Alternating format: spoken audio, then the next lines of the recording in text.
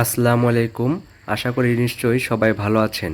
তো ভিডিওটি শুরু করার আগে আপনাদের কাছে ছোট্ট একটি অনুরোধ, আপনি যদি প্রতিদিনের মহার্ঘ ভাতার সঠিক তথ্য পেতে চান তাহলে আমাদের এই চ্যানেলটিকে সাবস্ক্রাইব করে রাখবেন। আমাদের এই চ্যানেলে আমরা নিত্য নতুন মহার্ঘ ভাতার সঠিক তথ্য তুলে ধরার চেষ্টা করি। তো কথা না বাড়িয়ে মূল আলোচনায় যাওয়া যাক। মহার্ঘ ভাতা বৈষম্য 2025 সরকারের পরিকল্পনা 10 থেকে সর্বোচ্চ 20% মহার্ঘ ভাতা কি বাতিল?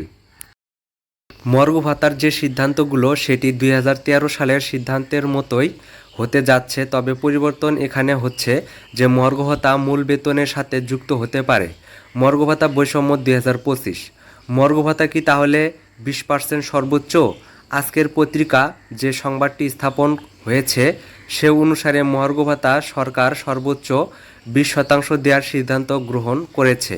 সরকারি কর্মচারীদের দাবি 30 থেকে 40% মহার্ঘ ভাতা, কিন্তু সরকার আর্থিক দিক বিবেচনা করে সর্বোচ্চ 20% এর ওপরে যাচ্ছে না, এমনটি অর্থ মন্ত্রণালয় সূত্র নিশ্চিত করেছে। অন্তর্বর্তীকালীন সরকারের মেয়াদ যেহেতু দীর্ঘকালীন নয়, তাই তারা মূল পে কমিশন গঠন না করে মহার্ঘ ভাতা মূল বেতনের সাথে যুক্ত করে প্রদানের সিদ্ধান্ত গ্রহণ করছে। পরবর্তীতে অর্থ উপদেষ্টা একরকম বাতিলই করে, যদি প্রধান উপদেষ্টা বিষয়টি আমলে নিয়ে আলোচনা করছে। বর্তমান কত লাখ সরকারি কর্মকর্তা কর্মচারী আছেন? জনপ্রশাসন মন্ত্রণালয়ের হিসাব অনুযায়ী বেসামরিক প্রশাসনের সরকারি চাকরিতে এখন 14,43,518 জন কর্মরত আছে।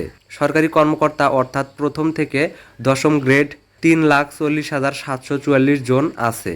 সরকারি কর্মচারী অর্থাৎ 11 থেকে 20তম গ্রেড 11,02,774 জন আছেন।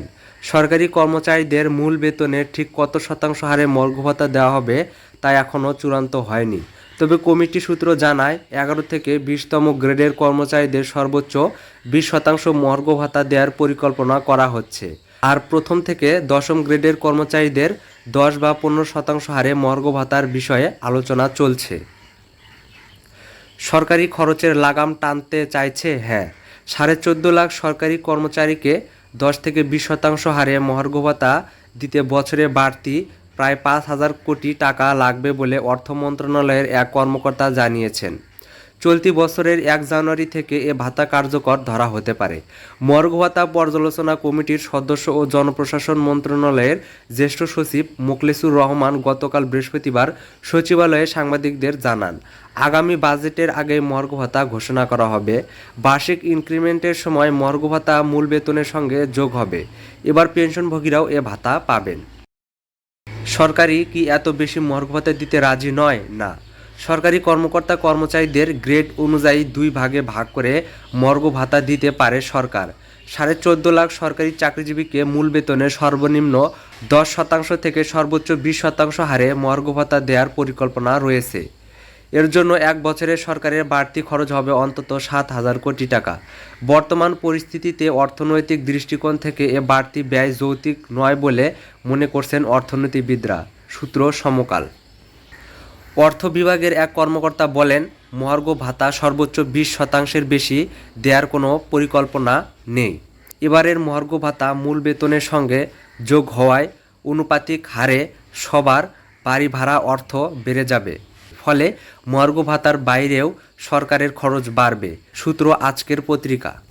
মহার্ঘ ভাতা নিম্ন গ্রেড 2025 মহার্ঘ ভাতা কি সর্বনিম্ন 2,000 টাকা হতে পারে? 20 গ্রেডের সর্বনিম্নের মূল বেতন 8,250 টাকা।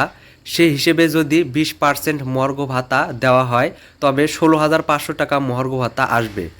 সরকার হয়তো এখানে সর্বনিম্ন 2,000 টাকা বেঁধে দেবে, তাহলে মূল বেতন বেঁধে দাঁড়াবে 10,250 টাকা। সে অনুসারে বাড়ি ভাড়া, সে অনুসারে এই পরবর্তী ইনক্রিমেন্ট হবে। কর্মচারীদের জন্য 2,000 টাকা খুব বেশি সুফল বয়ে আনবে না। কর্মকর্তাদের জন্য কি তাহলে সর্বোচ্চ 8,000 টাকা বেঁধে দেওয়া থাকবে? হতে পারে। 22,000 টাকা নবম গ্রেড যদি কারো মূল বেতন হয়, তাহলে সেখানে যদি 20% বৃদ্ধি করা হয় তবে 4,400 টাকা বাড়বে তাদের, এবং বড় কর্মকর্তাদের যদি সর্বনিম্ন 8,000 টাকা বেঁধে দেওয়া হয় তাহলে 78,000-এর সাথে 8,000 টাকা যোগ হবে। সেক্ষেত্রে 86,000 টাকা মূল বেতন দাঁড়াবে। সে অনুসারেই তাদের বাড়ি ভাড়া অন্যান্য ভাতা নির্ধারণ হবে। 53,000 টাকা মূল বেতনের ওপর যদি 10% মহার্ঘ ভাতা দেওয়া হয় তাহলে আসবে 53,061 টাকা এবং তা মূল বেতন দাঁড়াবে 58,971 টাকা।